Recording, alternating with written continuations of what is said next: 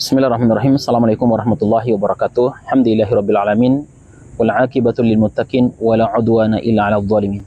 Saudara yang dimuliakan oleh Allah Subhanahu wa taala, kita bermohon kepada Allah agar Allah senantiasa yang menjaga kita, menjaga bangsa kita, dan kita juga bermohon kepada Allah agar demonstrasi yang anarkis ini cepat segera berakhir. Nah, saudara yang dimuliakan oleh Allah Subhanahu wa taala, khususnya warga Indonesia dan para elit politik di bangsa kita ini, di negara kita yang tercinta ini.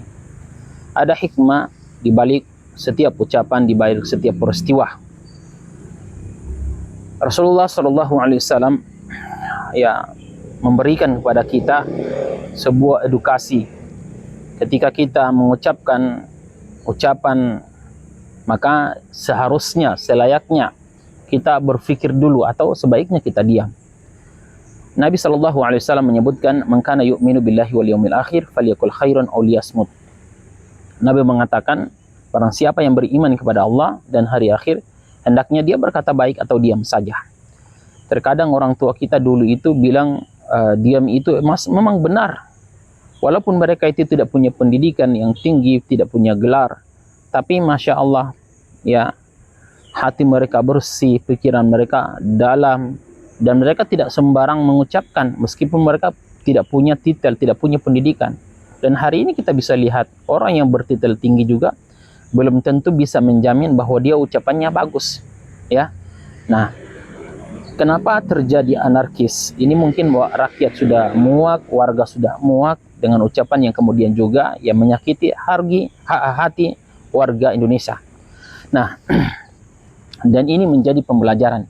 Kalau memang kita tidak bisa mengedukasi rakyat, memberikan statement yang baik, ya sebaiknya kita diam aja daripada kita mengeluarkan statement dan ucapan kita itu justru akan menjadi racun, ya. Justru ucapan kita itu akan menjadi racun, dan akhirnya apa yang terjadi kita lihat hari ini, ya. Rumah kita sendiri, khususnya ini pembelajaran bagi anggota DPR RI, baik itu pusat maupun sampai kabupaten. Hendaknya setiap ucapan itu harus dipikirkan, apalagi ketika kita mengucapkan, kita wakil rakyat mengucapkan di hadapan massa, di hadapan media, dan ucapan kita itu akan menyebar. Maka berhati-hatilah dalam memilih kata, dalam mengucapkan sesuatu. Jangan sampai ucapan kita itu justru menyakiti orang lain, justru menyakiti warga tas sendiri. Nah, saudara yang dimuliakan oleh Allah Subhanahu wa taala, maka Nabi mengatakan hendaknya kita berkata baik atau diam aja. Jadi sebaiknya kalau kita tidak bisa mengucapkan kata-kata yang baik, sebaiknya kita diam, itu lebih aman. Kalau kita berbicara lalu kemudian ucapan kita salah, akhirnya apa yang terjadi? Warga muak, warga kecewa, lalu kemudian ya yang terjadi adalah rumah kita dijarah. Dan ini akan menjadi pembelajaran bagi setiap elit politik, bagi anggota DPR RI, daerah maupun pusat. Dan mudah-mudahan Allah Subhanahu wa taala ampuni kita semua. Kedua, saya ingin sampaikan khususnya kepada warga negara Indonesia, rakyat kecil, ya. Saya ingin sampaikan bahwa masa setiap tahun kita itu harus memilih pemimpin, lalu kemudian pemimpin itu datang, ya, dia menyogok kita. Dan wajar kalau misalkan mereka punya tunjangannya besar, tunjangannya gede, lalu kemudian pajaknya dibayar oleh negara, dan bahkan uang berasnya per bulan itu Masya Allah 11-12 juta. Kenapa seperti itu? Wajar, karena mereka juga turun untuk mengambil suara kita tidak gratis. Mereka bayar suara rakyat, mereka membayar suara kita. Jadi wajar kalau misalkan si Bang Sahroni mengatakan bahwa tolol, ya wajar karena memang suaranya dibayar. Kita sudah tahu seperti itu dalam Islam, bahkan ya dalam Islam itu Nabi mengatakan, ya, yang menyuap, yang menyogok dan disogok itu masuk neraka. Masa setiap tahun kita makan uang suap terus, mereka enak di atas, ya kita menderita di bawah. Coba kita lihat uang berasnya saja, coba bayangkan uang berasnya saja 12 juta, 11-12 juta.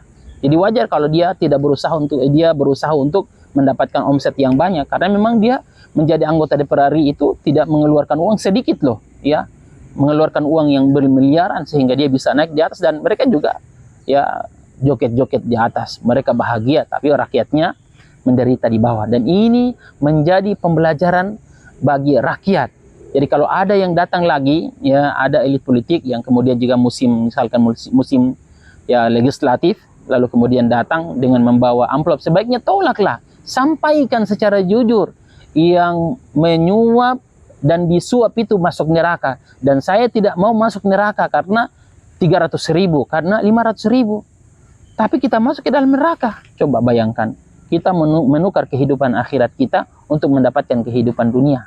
Sebaiknya kita menukar kehidupan dunia untuk mendapatkan kehidupan akhirat. Ya, saudara yang dimuliakan oleh Allah Subhanahu Wa Taala.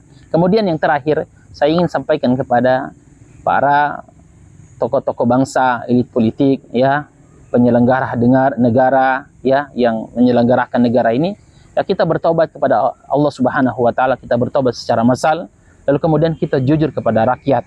Yang bersalah tetap yang bersalah. Ya, siapapun itu tidak pandang bulu, ya. Mau dia pejabat tinggi, kalau dia bersalah ya dia bersalah. Ini terbalik bangsa kita ini, terbalik. Kenapa saya katakan terbalik? Karena hukum yang diselenggarakan di bangsa kita ini, ya, kita lihat tajamnya ke bawah, tumpulnya ke atas. Dan ini yang terjadi sekarang ini, sehingga bangsa negara rakyat kita ini muak, ya. Mudah-mudahan Allah Subhanahu Wa Taala menerima taubat kita, dan kita bermohon kepada Allah, ayo kita bertobat. Elit politik, ya, pemimpin-pemimpin bangsa, ya, ayo kita bertobat, lalu kemudian kita mengaku kesalahan di hadapan Allah. Ketika kita masih hidup, lalu kemudian kita mengaku kesalahan di hadapan Allah, kita bertaubat kepada Allah, maka Allah akan ampuni segala dosa kita. Tetapi kita menyembunyi, ya, di balik kemunafikan kita, maka ingat, azab Allah sangat pedih terhadap orang yang, ya, tidak amanah dan tidak jujur dalam, ya, menyelenggarakan sebuah negara. Mudah-mudahan Allah Subhanahu Wa Taala merahmati kita, dan kita bermohon kepada Allah agar, ya, negeri kita aman, damai, insya Allah.